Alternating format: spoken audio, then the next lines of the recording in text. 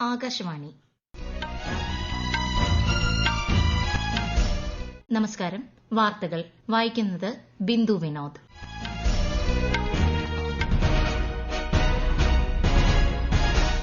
പ്രധാന വാർത്തകൾ. വിദേശകാര്യമന്ത്രി എസ് ജയശങ്കറിന്റെ ത്രിരാഷ്ട്ര സന്ദർശനത്തിന് തുടക്കമായി. നെതർലൻഡ്സിലെ ഹേഗിൽ തന്ത്രപ്രധാന മേഖലയിലെ വിദഗ്ധരുമായി വിദേശകാര്യമന്ത്രി കൂടിക്കാഴ്ച നടത്തി. പാക് പിന്തുണയുള്ള ഭീകരവാദ സംവിധാനങ്ങൾ തകർക്കുന്നതിനായാണ് ഓപ്പറേഷൻ സിന്ദൂറിന് തുടക്കം കുറിച്ചതെന്ന് കേന്ദ്രമന്ത്രി കിരൺ റിജിജു. സിന്ധു നദീജല കരാർ താൽക്കാലികമായി റദ്ദാക്കാനുള്ള തീരുമാനം രാജ്യത്തെ കർഷകർക്ക് ഗുണം ചെയ്യുമെന്ന് കേന്ദ്ര കൃഷിമന്ത്രി ശിവരാജ് സിംഗ് ചൌഹാൻ. വിമാനത്താവളങ്ങളുടെയും യാത്രക്കാരുടെയും സുരക്ഷയ്ക്ക് പ്രാധാന്യം നൽകേണ്ടത് കാലഘട്ടത്തിന്റെ ആവശ്യമാണെന്ന് മുഖ്യമന്ത്രി പിണറായി വിജയൻ. ഐപിഎൽ ക്രിക്കറ്റിൽ ഇന്ന് Lucknow super Giants Sunrisers Hyderabad പോരാട്ടം. കേരളം, കർണാടക, ഗോവ, മഹാരാഷ്ട്ര സംസ്ഥാനങ്ങളിൽ അതിശക്തമായ മഴയ്ക്ക് സാധ്യതയെന്ന് കേന്ദ്ര കാലാവസ്ഥാ വകുപ്പ്. വാർത്തകൾ വിശദമായി. വിദേശകാര്യമന്ത്രി എസ് ജയശങ്കറിന്റെ ത്രിരാഷ്ട്ര സന്ദർശനത്തിന് തുടക്കമായി. നെതർലൻഡ്സിലെ ഹേഗിൽ തന്ത്രപ്രധാന മേഖലയിലെ വിദഗ്ധരുമായി അദ്ദേഹം ഇന്ന് കൂടിക്കാഴ്ച നടത്തി. നെതർലൻഡ്സ്, ഡെൻമാർക്ക്, ജർമ്മനി എന്നീ രാജ്യങ്ങളാണ് 6 ദിവസങ്ങളിലായി ശ്രീ ജയശങ്കർ സന്ദർശിക്കുക. വ്യാപാരം, നിക്ഷേപം, തന്ത്രപരമായ പങ്കാളിത്തം, പരസ്പര താൽപര്യമുള്ള പ്രാദേശിക, ആഗോള വിഷയങ്ങൾ എന്നിവയിൽ ഇന്ത്യയുടെ നയതന്ത്ര ഇടപെടലുകൾ ശക്തിപ്പെടുത്തുന്നതിന്റെ ഭാഗമായാണ് സന്ദർശനം. പാക് പിന്തുണയുള്ള ഭീകരവാദ സംവിധാനങ്ങൾ തകർക്കുക എന്ന ലക്ഷ്യത്തോടെയാണ് ഓപ്പറേഷൻ സിന്ദൂറിന് തുടക്കം കുറിച്ചതെന്ന് കേന്ദ്രമന്ത്രി കിരൺ റിജിജു. ലേയിലെ ശ്രദ്ധാഞ്ജലി പാർക്കിൽ ആധുനിക ലഡാക്കിന്റെ സ്രഷ്ടാവ് എന്നറിയപ്പെടുന്ന ബക്കുള റിംപോച്ചെയുടെ പ്രതിമ അനാച്ഛാദനം ചെയ്യുകയായിരുന്നു അദ്ദേഹം. ഭീകരവാദം സംബന്ധിച്ച രാജ്യത്തിന്റെ നിലപാട് ലോകരാജ്യങ്ങളോട് വ്യക്തമാക്കുന്നതിന് വിവിധ രാഷ്ട്രീയ കക്ഷികളിലെ പ്രതിനിധികളെ ഉൾപ്പെടുത്തി പാർലമെന്ററി സമിതികൾക്ക് കേന്ദ്ര സർക്കാർ രൂപം നൽകിയതായും അദ്ദേഹം വ്യക്തമാക്കി. ഇന്ത്യയും പാകിസ്ഥാനും തമ്മിലുള്ള വെടിനിർത്തൽ കരാർ അവസാനിച്ചെന്ന തരത്തിൽ പ്രചരിക്കുന്ന വാർത്ത തള്ളി ഇന്ത്യൻ സൈന്യം. ഇരു രാജ്യങ്ങളുടെയും ഡിജിഎംഒമാർ തമ്മിൽ ഈ മാസം 12-ന് നടത്തിയ ചർച്ചയിൽ സംഘർഷങ്ങൾക്ക് വിരാമമിടാൻ തീരുമാനിച്ചിരുന്നു. എന്നാൽ വെടിനിർത്തലിന് സമയപരിധി നിശ്ചയിച്ചിട്ടില്ലെന്ന് സൈനിക വൃത്തങ്ങൾ വ്യക്തമാക്കി.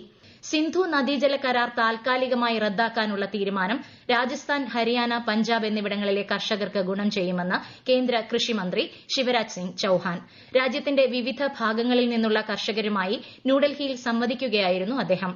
പാകിസ്ഥാന് ജലം നൽകുന്നത് ഇന്ത്യയിലെ കർഷകരോട് ചെയ്യുന്ന അനീതിയാണെന്നും അദ്ദേഹം അഭിപ്രായപ്പെട്ടു. सिंधु जल का उपयोग सारी संभावनाओं का पता लगा के हमारे किसानों के हित में किया जाएगा, चाहे वो पंजाब के हों, हरियाणा के हों, राजस्थान के हों या फिर जम्मू कश्मीर के हों, हिमाचल प्रदेश के हों, लद्दाख के हों.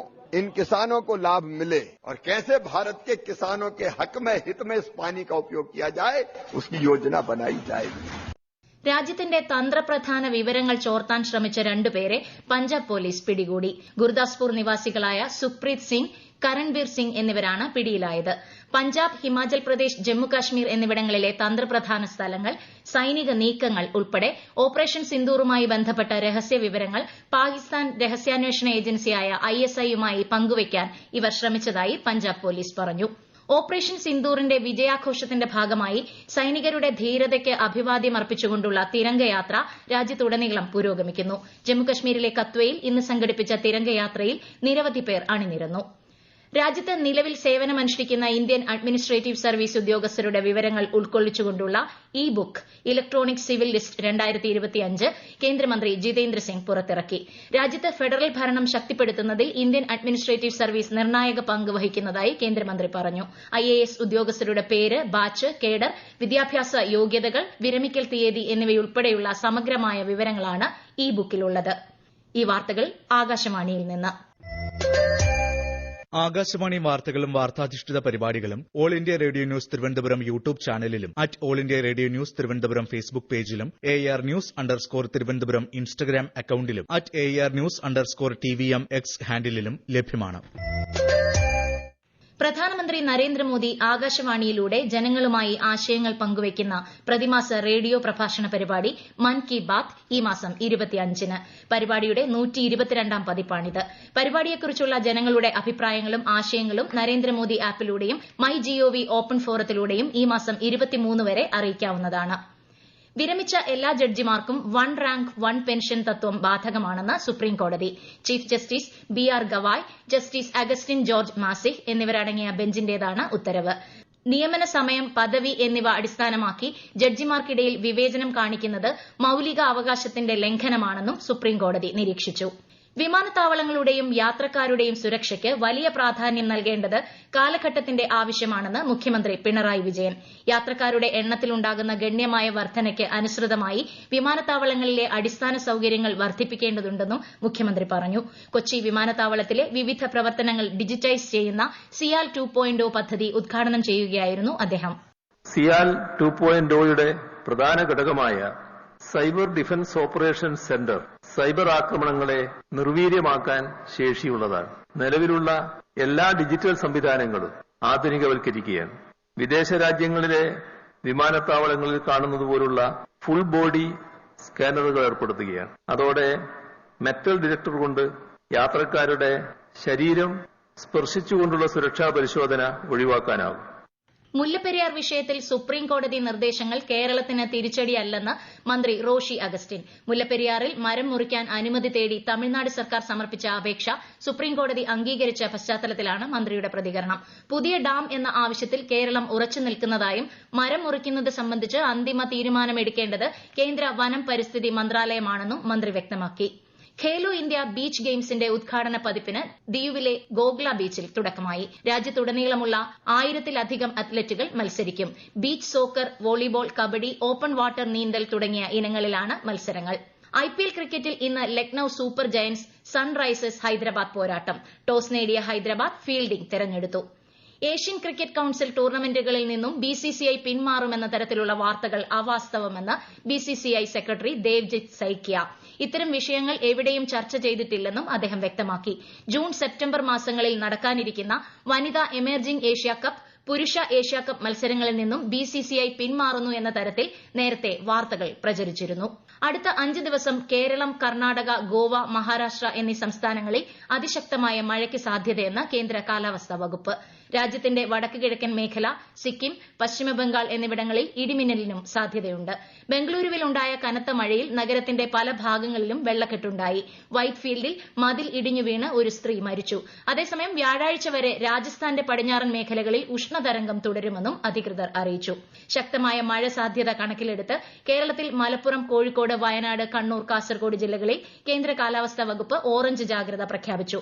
പത്തനംതിട്ട മുതൽ പാലക്കാട് വരെ 7 ജില്ലകളിൽ മഞ്ഞ ജാഗ്രതയും നൽകിയിട്ടുണ്ട്. ലക്ഷദ്വീപിലും മഞ്ഞ ജാഗ്രതയാണ്. കേരള, കർണാടക, ലക്ഷദ്വീപ് തീരങ്ങളിൽ അതിശക്തമായ കാറ്റിനും മോശം കാലാവസ്ഥയ്ക്കും സാധ്യതയുള്ളതിനാൽ മത്സ്യത്തൊഴിലാളികൾ കടലിൽ പോകരുതെന്നും മുന്നറിയിപ്പുണ്ട്. രാജ്യത്തെ ഓഹരി വിപണികളിൽ നഷ്ടം. സെൻസെക്സ് 271 പോയിന്റ് താഴ്ന്ന് 82,059-ലും നിഫ്റ്റി 74 പോയിന്റ് നഷ്ടത്തിൽ 24,945-ലും വ്യാപാരം അവസാനിപ്പിച്ചു. സ്വർണ്ണവില ഉയർന്നു. പവന് 280 രൂപ വർദ്ധിച്ച് 70,040 രൂപയും ഗ്രാമിന് 8,755 രൂപയുമാണ് ഇന്നത്തെ വില. പ്രോസ്റ്റേറ്റ് ക്യാൻസറിന്റെ ഗുരുതര വകഭേദം ബാധിച്ച് ചികിത്സയിൽ കഴിയുന്ന അമേരിക്കയുടെ മുൻ പ്രസിഡന്റ് ജോ ബൈഡന്റെ ആരോഗ്യനിലയിൽ ആശങ്ക പങ്കുവച്ച് പ്രധാനമന്ത്രി നരേന്ദ്രമോദി. ബൈഡൻ വേഗം സുഖം പ്രാപിക്കട്ടെയെന്ന് ശ്രീ മോദി സമൂഹമാധ്യമത്തിൽ കുറിച്ചു. ഗസ മുനമ്പിൽ അടിയന്തര വെടിനിർത്തൽ പ്രഖ്യാപിക്കണമെന്ന് ആവശ്യപ്പെട്ട് Egyptian president Abdul Fattah al Sisi. യുദ്ധത്തിൽ തകർന്ന പ്രദേശത്ത് മാനുഷിക സഹായം എത്തിക്കുന്നത് സാധ്യമാക്കണമെന്നും അദ്ദേഹം US നയതന്ത്ര ഉദ്യോഗസ്ഥനുമായുള്ള കൂടിക്കാഴ്ചയിൽ ആവശ്യപ്പെട്ടു. വെടിനിർത്തലിനായി US, ഖത്തർ എന്നീ രാജ്യങ്ങളുമായി ഏകോപിച്ചുള്ള മധ്യസ്ഥ ശ്രമം ഈജിപ്ത് തുടരുമെന്നും അൽ സിസി അറിയിച്ചു. ഇന്ത്യയുടെ വിദേശ പൌരത്വ പദ്ധതി പ്രകാരമുള്ള പുതിയ overseas citizen of India OCI പോർട്ടലിന്റെ ഉദ്ഘാടനം കേന്ദ്ര ആഭ്യന്തരമന്ത്രി അമിത്ഷാ ന്യൂഡൽഹിയിൽ നിർവഹിച്ചു. പോർട്ടലിന്റെ നിലവിലുള്ള പോരായ്മകൾ പരിഹരിക്കുന്നതിനും ഉപയോക്താക്കൾക്ക് കൂടുതൽ മെച്ചപ്പെട്ട സേവനം ലഭ്യമാക്കുന്നതിനുമാണ് പുതിയ പോർട്ടൽ ആരംഭിച്ചത്. പഴയ OCI കാർഡ് ഉടമകളിൽ നിന്ന് ലഭിച്ച നിർദ്ദേശങ്ങളുടെ അടിസ്ഥാനത്തിൽ ആധുനിക രീതിയിൽ പുതിയ OCI പോർട്ടൽ വികസിപ്പിച്ചതായി ആഭ്യന്തര മന്ത്രാലയം അറിയിച്ചു. പ്രധാന വാർത്തകൾ വീണ്ടും. വിദേശകാര്യമന്ത്രി എസ് ജയശങ്കറിന്റെ ത്രിരാഷ്ട്ര സന്ദർശനത്തിന് തുടക്കമായി. നെതർലൻഡ്സിലെ ഹേഗിൽ തന്ത്രപ്രധാന മേഖലയിലെ വിദഗ്ധരുമായി വിദേശകാര്യമന്ത്രി കൂടിക്കാഴ്ച നടത്തി. പാക് പിന്തുണയുള്ള ഭീകരവാദ സംവിധാനങ്ങൾ തകർക്കുന്നതിനായാണ് ഓപ്പറേഷൻ സിന്ദൂറിന് തുടക്കം കുറിച്ചതെന്ന് കേന്ദ്രമന്ത്രി കിരൺ റിജിജു. സിന്ധു നദീജല കരാർ താൽക്കാലികമായി റദ്ദാക്കാനുള്ള തീരുമാനം രാജ്യത്തെ കർഷകർക്ക് ഗുണം ചെയ്യുമെന്ന് കേന്ദ്ര കൃഷിമന്ത്രി ശിവരാജ് സിംഗ് ചൌഹാൻ. വിമാനത്താവളങ്ങളുടെയും യാത്രക്കാരുടെയും സുരക്ഷയ്ക്ക് പ്രാധാന്യം നൽകേണ്ടത് കാലഘട്ടത്തിന്റെ ആവശ്യമാണെന്ന് മുഖ്യമന്ത്രി പിണറായി വിജയൻ. IPL ക്രിക്കറ്റിൽ ഇന്ന് Lucknow super Giants Sunrisers Hyderabad പോരാട്ടം. കേരളം, കർണാടക, ഗോവ, മഹാരാഷ്ട്ര സംസ്ഥാനങ്ങളിൽ അതിശക്തമായ മഴയ്ക്ക് സാധ്യതയെന്ന് കേന്ദ്ര കാലാവസ്ഥാ വകുപ്പ്. വാർത്തകൾ കഴിഞ്ഞു. അടുത്ത വാർത്താ പ്രക്ഷേപണം രാത്രി 8:35-ന്.